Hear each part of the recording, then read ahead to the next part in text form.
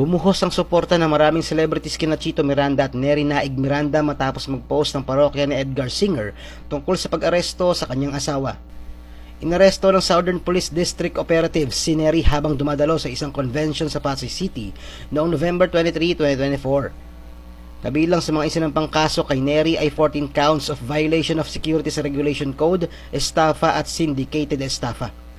Umabot sa 1.7 million pesos ang buong piyansa para sa 14 counts of security regulations violation at non-bailable naman ang syndicated estafa at estafa. Matapos ang ilang araw na usap-usapan, binasag ni Chito ang kanyang katahimikan tungkol sa pag-aresto sa asawa. Sa pamamagitan ng Facebook at Instagram kahapon, November 27, 2024, ibinahagi ni Chito ang kanilang panig. Sa kabuuan, sinabi ni Chito na biktima lamang si Neri dahil sa inendorso nitong beauty product na may problema sa investors. Bahagi ng pahayag ng singer, tulad ngayon endorser lang siya tapos ginamit yung face niya to get investors. Kinasuhan siya ng mga nabiktima.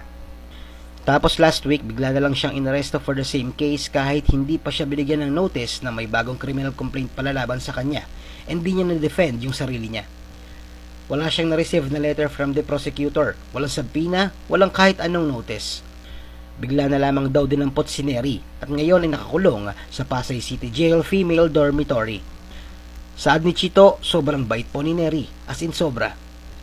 Ito yung babaeng kinulong nyo without bail habang nakalaya pa yung mga tunay na may kasalanan.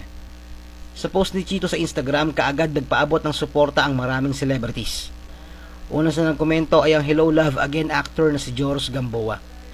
Saad nito, malalagpasan ninyo ang pagsubok na ito in Jesus' name. Mensahe ni Rita Avila, alam naming mabuting tao si Neri. Post ni Donalyn Bartolome, praying with you kuya, this is so heartbreaking. Ayon naman kay Marisa Sanchez, grabe naman, praying for you Neng at Mrs. Neri Miranda, everyone knows your heart, this too shall pass. Praying hand emojis naman ang komento ni Ogie Alcacid. Gayon din ng iba pang celebrities na nakakakilala sa mag-asawa. And the last we spoke, you said it's true.